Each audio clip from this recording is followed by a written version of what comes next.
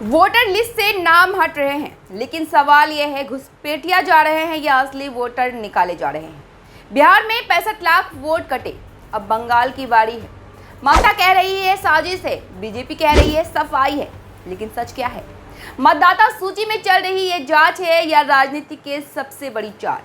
जवाबों से पहले उठ रहे हैं सवाल और न्यूज नाउ पर करेंगे हम आज इसी पर चर्चा। नमस्कार, न्यूज नाउ में आप सभी का स्वागत है। मैं हूं आपके साथ राबिया। बंगाल की राजनीति एक बार फिर उबाल पर है और इस बार वजह है वोटर लिस्ट का संशोधन, यानी कि एसआईआर।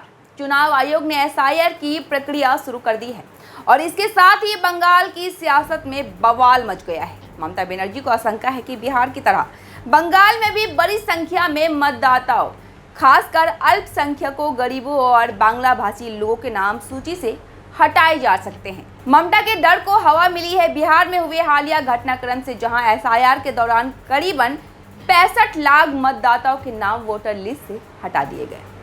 इस भारी कटौती ने न सिर्फ वहां सियासी भूचाल ला दिया, बल्कि पूरे देश में एक नई बहस छेड़ दी कि क्या ये लोकतंत्र की सफाई है या साजिश। मुख्यमंत्री ममता बनर्जी ने साफ तौर पर चेतावनी दी है कि अगर बंगाल में किसी भी व्यक्ति का नाम मतदाता सूची से हटाया गया है तो वह खुद चुनाव आयोग का घेराव करेंगी।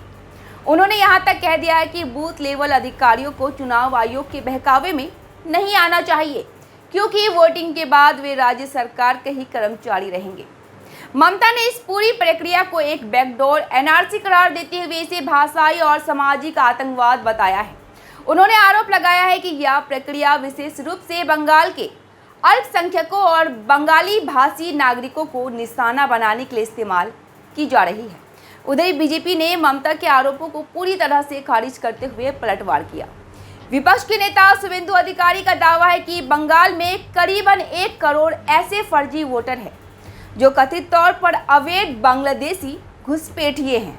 उनका कहना है कि एसआईआर से पारदर्शिता आएगी और लोकतंत्र की सफाई होगी। बीजेपी प्रवक्ताओं का कहना है कि ममता बनर्जी की बौखलाहट इस बात का संकेत है कि उनका सत्ता आधार इन फर्जी वोटरों पर टिका है और अब वह खतरे में है। इसी बीच चुनाव आयोग ने बीएलओ को दिल्ली और जिलों में ट्रेनिंग देना शुरू कर दिया है। साथ ही उन्हें यह निर्देश भी दिए गए हैं कि किसी तरह का पक्षपात बर्दाश्त नहीं किया जाएगा।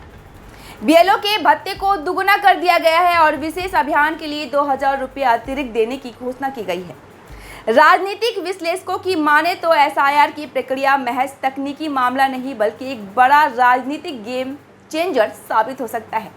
2021 की विधानसभा चुनाव में तृणमूल कांग्रेस ने 213 सीटें जीती थी, जबकि बीजेपी 77 सीटों पर सिमट गई थी। लेकिन अगर मतदाता सूची में बड़ा पैमाने पर बदलाव होता है, जैसे कि बिहार में देखा गया जहां 65 लाख नामों की कटौती हुई, तो 2026 के चुनाव में बंगाल का पूरा सियासी नक्शा पलट सकता है। ममता बनर्जी इसे रोकने के लिए भाषा आंदोलन की शुरुआत कर चुकी है और बंगाली प्रवासियों के लिए राशन, नौकरी कार्ड और आश्रय की विशेष योजना भी घोषित की है। कुल मिलाकर बंगाल में एसआईआर अब केवल एक प्रशासनिक प्रक्रिया नहीं रह गया है, बल्कि यह 2026 की सत्ता की लड़ाई का ट्रेलर बन चुका है, जिसमें हर वोट की कीमत सत्ता से है और हर नाम की कटौती एक राजनीतिक विस्फोट से। तो क्या स्पेशल रिवीजन प्रोसेस यानी कि एसआईआर है एक शांत लोकतांत्रिक कदम, या फिर 2026 के चुनाव की चुपचाप रखी जा रही है नींव? कहीं एसआईआर का मतलब सत्ता इरेज रिवीजन तो नहीं? और क्या दीदी की सियासत बचेगी या चलेगी इस सत्ता की हवा बदल? हम आपको दिखाते रहेंगे राजनीति की हर चाल, हर मोड़, हर वार, क्योंकि यहाँ खबरें नहीं खुलासे भी होते हैं। बने रहिए न्यूज नाउ के साथ, क्योंकि सियासत का अगला कदम अभी बाकी है।